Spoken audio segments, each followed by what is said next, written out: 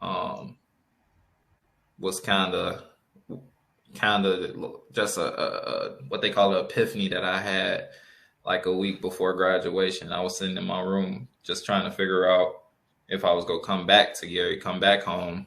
And then I reflected on my name. And I remember before my grandma passed, she told me to read the book of Jeremiah. And in that book, one of the things that stood out to me was God basically telling Jeremiah to go back home, right? And he was going to take care of everything else. Go back home and we go figure everything else out. Just listen to my voice and stuff like that. So, and while in college, I developed a love for my city. So that those two things kind of got me back in Gary. So then my first year back, I started teaching and started to look for answers to the questions that I had as it related to why the city looked the way it looked, why things weren't happening the way that they happened everywhere else, and things like that.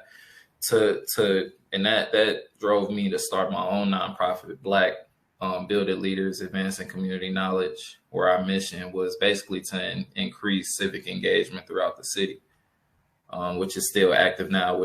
That's in connection to the Black Chat, the interviews that I did with other community leaders and political candidates to try to keep the public informed and things like that. So I ever since then, I've been active in my community. I'm on the Redevelopment Commission in the city of Gary. And if you know what the Redevelopment Commission does, we basically is the board or the government body that approves any selling or buying of land in the city of Gary. So I do that. I'm the vice chair for the Young Dems for Congressional District 1.